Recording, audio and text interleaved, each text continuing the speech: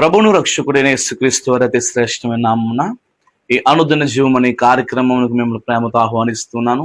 అందరూ క్షేమకరంగా ఉన్నారా? దేవుని మహాకృపలో మీరు క్షేమకరంగా ఉన్నారని నమ్ముచున్నాను. ఇదే దేవుని వాక్యమును మనం జ్ఞానం చేసుకుందాం. అసలు దేవుని ఆశీర్వాదము మనం పొందుకోవాలనంటే మనం ఏం చేయాలి అని భక్తుడైన దావీదు రాసిన కీర్తనల నుండి 91వ కీర్తన 14వ వచనమును మనం జ్ఞాపకం చేసుకున్నట్లయితే, అతడు నన్ను ప్రేమించుచున్నాడు గనుక నేను అతనిని తప్పించదను. ఇది నాన్న మన జీవితంలో కార్యము సిద్ధింపబడాలన్నా, మన జీవితంలో కార్యము జరగాలన్నా మనము దేవునికి విధేయత కలిగి జీవించాలి. దేవునికి యథార్థ హృదయం కలిగి మనం బ్రతకాలని దేవుని వాక్యం సెలవిస్తుంది. ఇక్కడ మంచి మాటను మనం జ్ఞాపకం చేసుకుంటే, అతడు నన్ను ప్రేమించుచున్నాడు కనుక నేను అతనిని తప్పించదను. ఇది నాన్న మనము ఆయనను ప్రేమించే వారిగా ఉన్నట్లయితే ఆయన మనలను ప్రతి ఒక్క భయంకరమైన పరిస్థితుల నుండి, ప్రతి ఒక్క అననుకూలమైన పరిస్థితుల నుండి ఆయన మనల్ని తప్పించి మన జీవితమునకు కావలసిన కార్యసిద్ధిని మనకు కలగజేయడానికి ఆయన చాలిన దేవుడని చెప్పడంలో ఎటువంటి సందేహం లేదు. తండ్రి తన కుమారుని ప్రేమించినప్పుడు, తన కుమారుడు తన తండ్రిని ప్రేమించినప్పుడు వారి ఇరువురి యొక్క సమాధానము, వారి ఇరువురి యొక్క స్నేహము అనేక మందికి చూచే వారికి బహు ఆశ్చర్యము ఎలా అయితే పుట్టిస్తాదో, ఈ దినాన్న దేవుడు మనకు తండ్రిగా ఉన్నాడు, మనం ఆయనకు కుమారులుగా ఉన్నాం. మనము దేవుడితో సహసంబంధం కలిగి జీవించినట్లయితే ఈ లోక సంబంధమైన తండ్రి ఎలాగైతే తన కుమారుని సంరక్షణలను కూడా నడిపిస్తాడో, అదే విధంగా మన పరలోకపు తండ్రి కూడా మనలను బహుగా ఆశీర్వదించేవాడని మర్చిపోవద్దని దినాన్ని సెలవిస్తున్నా.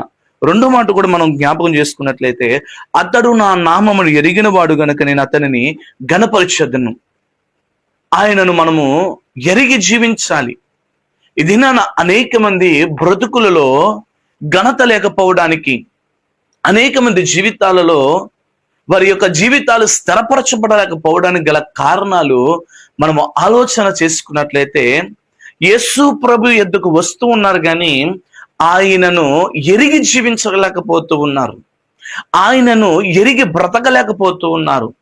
మనం చూసుకున్నట్లయితే ప్రభు అయిన దేవుడు యేసు ప్రభు ఒక ఇంటిలోనికి వచ్చినప్పుడు ఆ ఇంటిలో పాపాత్మురాలైన ఒక స్త్రీ యేసు ప్రభుని బహుగా ఎరిగింది.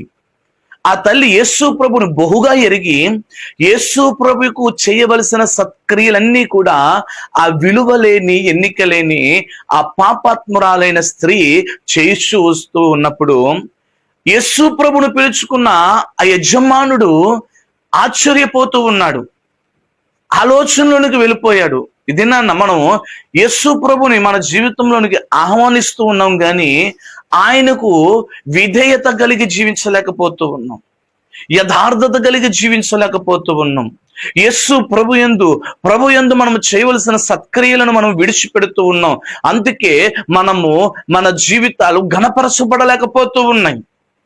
ఎన్నిక లేని ఆ పాపాత్మురాలైన ఆ స్త్రీ యేసు ప్రభువుకు తన జీవితమును అప్పగించి, తన బ్రతుకును అప్పగించి, అయ్యా నన్ను నీ చేతులకు అప్పగిస్తూ ఉన్నాను తండ్రి, నీ సత్క్రియ, నీవు మహిమపరచబడము నాకు ఘనత అని ఆ తల్లి తన జీవితాన్ని ప్రభువుకు అప్పగించింది.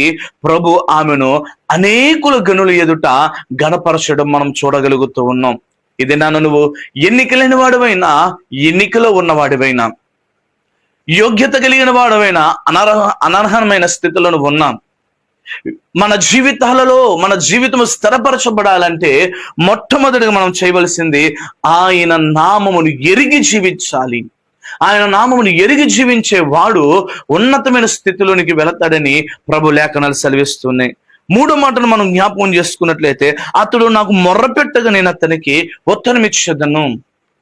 మొదటిగా నువ్వు ఆయనను ప్రేమిస్తే ఆయన నిన్ను తప్పిస్తాడు. రెండవదిగా ఆయనను ఎరిగితే ఆయన నిన్ను ఘనపరుస్తాడు. మూడవదిగా ఆయనకు మొర్రపెడితే ఆయన నీకు ఉత్తరమిచ్చే దేవుడు. మన శ్రమలలో, బాధలలో, అవసరతలలో, అక్కరతలలో మన యొక్క జీవితానికి స్థిరపరిచే నాదుడు యుగంలో ఎవరైనా ఉన్నారనంటే మనం మొరపెడుతున్న దేవుడే, ఆయన మన ప్రభు అయిన యేసుక్రీస్తు. ఇది నన్ను మొరపెట్టలేని స్థితిలో ఉన్నావా? ప్రార్థన చేయలేని స్థితిలో ఉన్నావా? అయితే ఇది నన్న ప్రభు నీతో మాట్లాడుతూ ఉన్నాడు.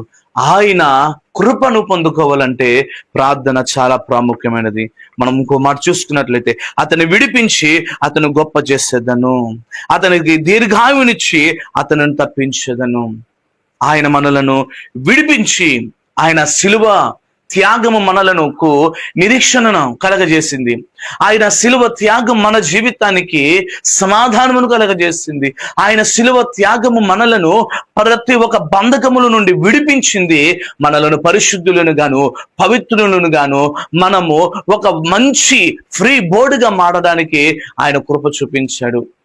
మన స్వతంత్రము మనం పొందుకోవడానికి, నిరీక్షణతో మనం జీవించడానికి ఆయన శిలువ మనకు శ్రమ నుండి మనలను తప్పించింది. ఇది నాన్న, ఆ శిలువ త్యాగము నువ్వు ఎరిగి జీవించగలుగుతున్నావా? ఒకసారి ఆలోచన చేయి. ఇక్కడ అంటూ ఉన్నాడు, అతను నిన్ను విడిపించి అతను గొప్ప చేసేదను. ఆయన నిన్ను విడిపించి నిన్ను గొప్ప చేయడానికి ఆయన ఈ లోకానికి వచ్చాడు.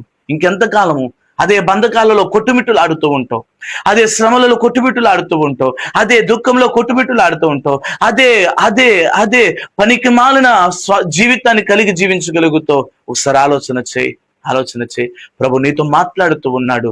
ఆయన నిన్ను విడిపించడానికి ఏ దయమైనా నీ జీవితాన్ని విడిపించి ఆయన గొప్ప చేస్తాడు. ఇది నన్ను అనేక మంది బందీలైపోతూ ఉన్నారు. వారి జీవితాలలో నిరీక్షణ లేని స్థితి గుండా వెళ్ళిపోతూ ఉన్నారు. ప్రియ సహోదరి, సహోదరుడా, నువ్వు దేవునికి నిరీక్షణ కలిగి జీవించాలి, దేవుని యందు విశ్వాసత కలిగి జీవించాలి. ప్రభు నీ జీవితాన్ని విడిపించి గొప్ప చేస్తాడు. మొట్టమొదటిగా నువ్వు ప్రేమించు, కనపరుస్తాడు. ఆయనను మొరపెట్టు, ఉత్తరమిస్తాడు. ఆయనను వెతుకు, ఆయన నీ కృప చూపుతాడు. నిన్ను విడిపించి ఆయన నిన్ను గొప్ప చేస్తాడు. మరి దినాన్న ప్రార్థిస్తే ఆయన నీ జీవితంలో కార్యం చేయను గాక. ప్రార్థన చేసుకుందాం. మహాపరిశుద్ధుడైన మా తండ్రి, కృప కలిగిన యేసయ్యా, దేవా, మేము నిన్ను ప్రేమించి నిన్ను వెంబడించినట్లయితే మా యెడల నీ కృప అధికంగా ఉందని దినాన మాతో సెలవిచ్చిన రీతిలో నీకు వందనాలు. నీ ప్రియ బిడ్డలందరినీ దీవించండి. ఈ దినమంతా నీ కృపా కాపుదల చేత బలపరిచి ఆశీర్వదించి సహాయకుడు మీ సహాయం మాపై కుమ్మరించి నడిపించమని ప్రతి బిడ్డను ఆశీర్వదించి దినమంతా జయమును దయచేయమని యేసుక్రీస్తు వారి దివ్యమైన నామమున అడుగుచున్నాం మా పరమ తండ్రి, ఆమేన్. ప్రభు పేరట మీ అందరికీ వందనాలు. ఈ అనుదిన జీవం మీకు ఆశీర్వదకరంగా ఉన్నట్లయితే ఈ ఒక అనుదిన జీవమును మీరు ప్రోత్సహించవలసిందిగా ప్రభు పేరట మనవి చేస్తున్నాను. ఈ దినమంతా దేవుడు మిమ్మలను, మన కుటుంబాలను బలపరిచి ఆశీర్వదించును గాక. ఆమేన్.